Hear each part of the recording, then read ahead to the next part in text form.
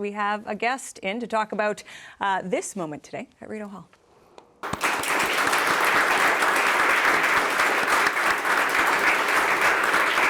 Prime Minister Mark Carney welcoming a new minister to his cabinet. Marc Miller replaces Steven Guilbeault as Minister of Canadian Identity and Culture, and he's minister responsible for official languages. Joël Lightbound, the Minister of Government Transformation, Public Works and Procurement, picks up the job of Quebec Lieutenant, and Julie Debruzen adds nature to her environment and climate change portfolio. Got one of them here. Marc Miller is the Minister of Canadian Identity and Culture and Minister responsible for official languages. You getting used to hearing that yet, Minister? Not yet. It's been a couple hours. You have come back into cabinet under some very particular circumstances. Of course, the departure of Steven Guilbeault. He has been very public about his difference of opinion with the Prime Minister. He was on Tout le monde en parle just last night, almost in tears, telling Quebecers about the fact that he thinks the government is moving in the wrong direction. How does it feel to be coming back into cabinet at a moment like that? Well, frankly, Catherine, thanks for having me on. A bunch of mixed feelings, really. I have a lot of respect for Steven and what he's done for the country. He's a very emotional guy, passionate about the environment and Canada. He leaves some big shoes to be filled in that particular portfolio that he cared very deeply about. And you see him he was on the verge of tears last night on Tout le monde en parle. As for my role, as you know, I've been a cabinet minister for 6 years. I haven't been for the last 8-9 months.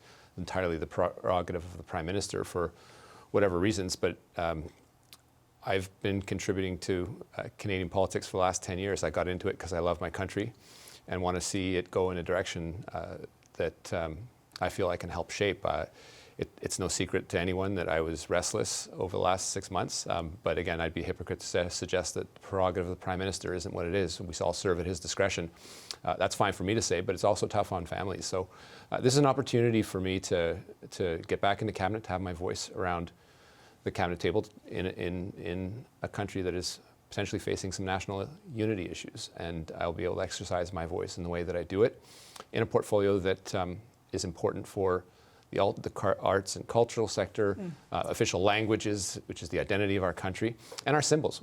Any country can't lose control of its symbols, and this is a portfolio that can help make sure that doesn't happen. I do want to ask you some broad strokes questions about your portfolio in a minute, because I realize it's been, only a minute that you've been in the portfolio. But there's something I'd like to ask you about that's a bit more big picture. I mean, you make the point that you were in cabinet under Justin Trudeau. You've had some time away. You're coming back now. I feel like in the last little while, Canadians have perhaps gotten a clearer sense of exactly what Mark Carney stands for and how different it is from what Justin Trudeau stood for. So we think of the Alberta MOU, feminist foreign policy. I mean, even the budgetary cuts that we saw at the beginning of last month. What does it mean to you? In what way is it different to be a Mark Carney cabinet minister than a Justin Trudeau cabinet minister? We'll see. I mean, it's been an hour or two, but they are fundamentally different people. I did support Mark Carney for his leadership and during the election. If I did not believe in Mark Carney, I wouldn't be here. I wouldn't have run for him in the first place, or I wouldn't have sat as a backbencher for him. So I fundamentally believe in the man. I think Canadians have also, in fairness to your point, Catherine, yet to discover exactly who Mark Carney is. And that's something that does take time.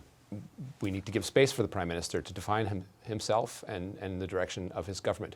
He did campaign on a lot of these issues, including the need to cut some of the operational budgets in the public service that had grown disproportionately in the last little while, and to make some very, very tough decisions in the face of headwinds that, yes, the previous government faced, but not to this extent and degree.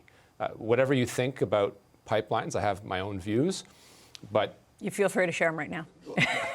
I'm not the big salesman of pipelines. I do believe that if there's an economic motive, we need to give it a shot, and it needs to make sense. I also understand Albertans who don't want the door shut in their face constantly as soon as they decide that there's an idea on the table. So I think in that sense, the Prime Minister's move made sense. But if you think that Thursday was difficult, it gets even tougher from here on in trying to build that pipeline. I think we have to be very realistic about it. It will take time, and it will take that consensus building that you've heard from a number of areas, including the Premier of BC and Indigenous groups in particular. Well, let me just ask you then in that regard before we move on to your portfolio. Your colleague left because he couldn't endorse a pipeline. He left cabinet. Does entering cabinet mean that you're on board with this MOU. You can endorse a pipeline if one does come to fruition.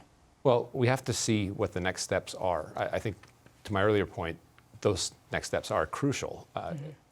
I could, and I've said this time and time again, I could wrap my head around a pipeline. But like many Canadians, I think there are a lot of conditions that need to be fulfilled that aren't in the MOU, and I think the Prime Minister has acknowledged as much. Well, and then I might ask you also, as well about consultation, given your previous role working with Indigenous folks. To what extent does the government need to up its game, I suppose? Well, it's got to start now. You can't roll over Indigenous communities, and those pipelines won't get built without the broad consent that's needed in order to get them. And you've heard the Healthsick, the Haida, among others, be quite strong in their views. The first step starts in sitting down with them and engaging in a respectful way and seeing what the concerns are, what can work, what can't work, and what that spectrum. And getting the yes is a very complex matter with Indigenous groups, but it doesn't start with shutting them out. With regards to your portfolio, I told you we'd get there. Online harms is one that you would be familiar with. I mean, obviously as an MP, but particularly having been in cabinet before. This has been an ongoing issue for the Liberals. Again, I'm not going to ask you specifics, but what should the takeaway be for Canadians in terms of your aspirations in dealing with what is a very complex, thorny issue, personal issue for a lot of people, and highly politicized? Absolutely, and I think on your last point, it has gotten, I think, probably unduly politicized. There are legitimate concerns over freedom of expression, but I think we haven't really, as a society, tackled the impact of what social media does, juxtaposed to the way I grew up, for example.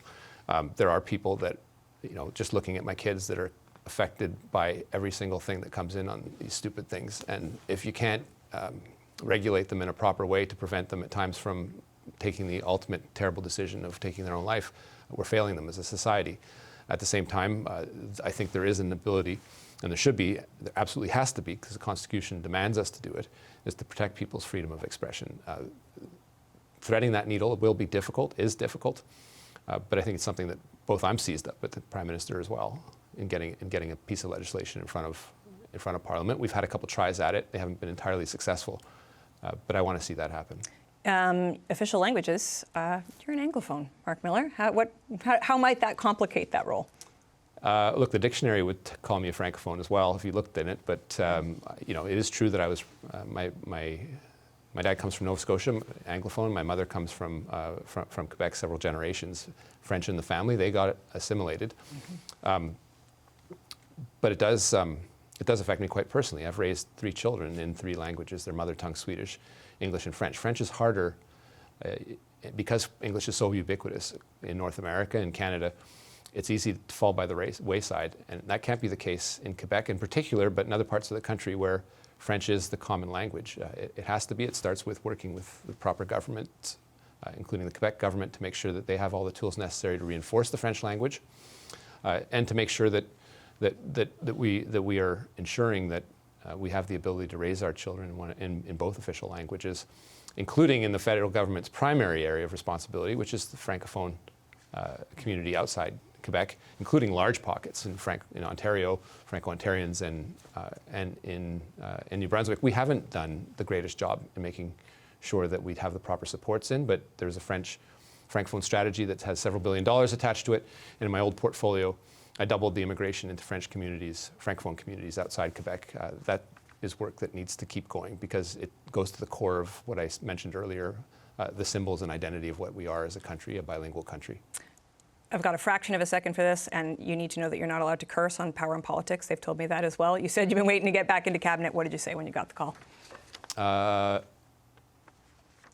Please don't curse. I didn't say FT, but the reality is that this has happened over the last 24 hours, Catherine. It was a surprise to me to get a call from the Prime Minister. He called me over to Rideau College. We had a long discussion about what the portfolio would look like and how I could contribute. I just didn't want my best recommendation to be the Prime Minister, that I wasn't the guy for him for the particular thing that he'd been thinking about. And so I wanted to have that conversation. I wanted to have a conversation afterwards. It's hard to say no to the Prime Minister in any circumstance, but I wanted to be able to have the conversation with my wife. That all congealed over the course of about an hour or two. So it's new, but I'm happy, and I'm glad to be back because I really want to make a difference for this country. Okay. Busy guy, thank you for making time for us. Thank you. Marc Miller, Minister of Canadian Identity, Culture and Official Languages. Well, let's bring back the power panel with Vandana Kattar, Brad Levine, Kate Harrison, and Paul Wells. So Vandana, we got a lot of stuff to talk about when it comes to what is happening. Mark Carney's cabinet shuffle, Steven Guilbeault's departure. I will just ask you, is there anything we heard from the new minister there that you want to pick up on in terms of the challenges he faces with some of these portfolios? No, I think Marc Miller is, challenging portfolios is not new to him. I think heritage, for some people, don't always know like all the intricacies of heritage. It is a very highly political file and has ability to blow up in your face if you don't know how to manage it right and the stakeholders. I think Marc Miller, it's like not Carney, has dealt with a number of files like that. So I think he's a good minister to put it into his portfolio, but also I think the way he answered you. I mean, not every minister is good at answering the question in a very simple and honest way. And I think that, with this particular file, you need to be able to be clear with Canadians exactly what you're doing, especially he mentioned online harms, official language. There are a number of hot files here. So I think he's a good option to put in this portfolio. Yeah, Kate, I wonder what you're thinking about this minute, because, of course, it is coming off this challenging moment of Steven Guilbeault leaving, not caucus, but cabinet, and very clearly, very publicly parting ways with the Prime Minister. Yeah. I think it's a nod to the Trudeau remnants and folks in government that the Prime Minister is interested in trying to continue to keep both sides of his party and his coalition together. It could have been an opportunity, for example, to elevate somebody new to the position, somebody that came in as a Carney Liberal, quote unquote, and obviously he went the other direction and pulled forward a Trudeau-era minister. So I think that actually might speak to some of the caucus dynamics and the cabinet dynamics and challenges that exist for the Prime Minister, given that breakup that happened last week. It's a good point, and in fact, Steven Guilbeault appeared on Tout le monde en parle last night, and it was a very emotional interview. We have a little bit of it with some subtitles here to give folks a bit of a sense. This is in particular in response to a question where he was asked whether he felt that he was abandoning the cultural sector, because, of course, he was Minister of Culture, with his resignation.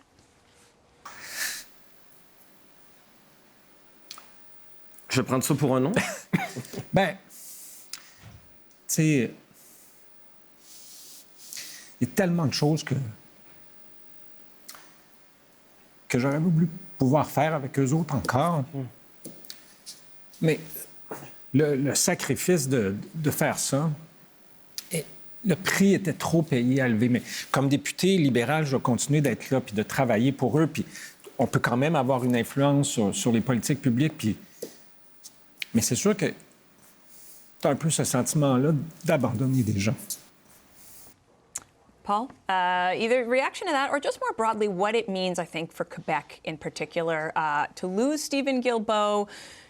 I think that clip and the stage he is on perhaps speaks to sort of the magnitude of the message that he is sending to some Quebecers when he steps away.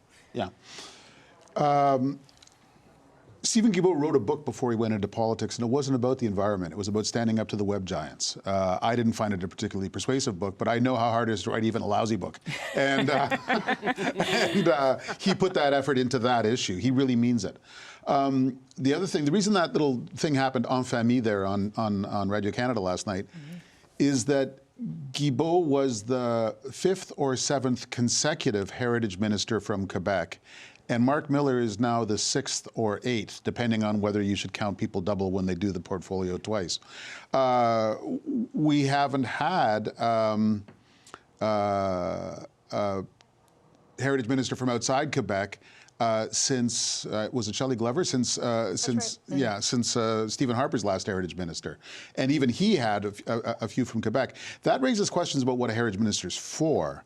But I'll tell you, it is seen in Quebec as sine qua non that you're going to get a heritage minister from Quebec. So run with that, though, for folks, particularly viewers who are not in the Quebecois fold. Why is that so? Help people understand why that's so integral. For reasons that I hope are obvious, there's a greater sense of fragility around language and culture in Quebec than in the rest of the country. And there's also a very robust industry that likes to be seen and recognized and sympathized with. And it plays out in things like these web giant laws that Marc Miller's getting ready to introduce, a third big one that pits the government of Canada against, Meta and Google. Those efforts are highly controversial, I think it's fair to say, across the country, but much less so in Quebec, where they're seen as evidence of whether Quebec's champion on these files, the little guy standing up to the big guys, even has a chance. He was called, in L'Actualité magazine, which is like the French equivalent of Maclean's, Guilbeault was called the Minister of the Last Chance. If he couldn't succeed, who could? Yeah. Brad, certainly I'm happy to talk about Steven Guilbeault, of course, the Prime Minister today, sort of trying to move things forward by setting forth his new cabinet. Anything you want to say about the challenges that they face right now? Well, I found your interview with Mr. Miller, I found it enlightening when he was talking about the pipeline and whether or not he was in favor of it. And if, Mr. Guilbeault, he was Mr. Carbon Tax. He insisted on bringing in a consumer carbon tax after when it was introduced, when he was a climate change minister. Got that. I think he, at times, if my memory serves, he was even saying, nobody touches that or I'm out of cabinet. Nobody touches the consumer carbon tax and these suite of environmental policies. And I remember being on the panel shortly after when Mark Carney announced that he was going to get rid of it. Mr. Guilbeault was in the first or second row clapping.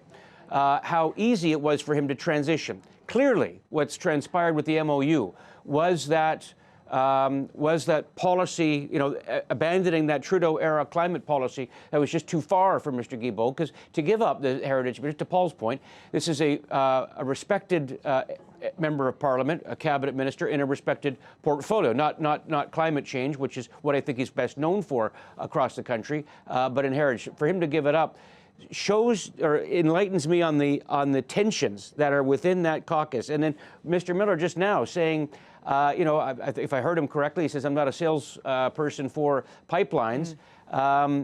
But you can see that he wasn't completely on board, he wasn't a full-throated supporter of the MOU. I recognize he's from Quebec, but still, you can see there, I think, a little light shed on the tensions that Mr. Carney's going to face within cabinet going forward. Yeah, it's fascinating watching that relationship be renegotiated.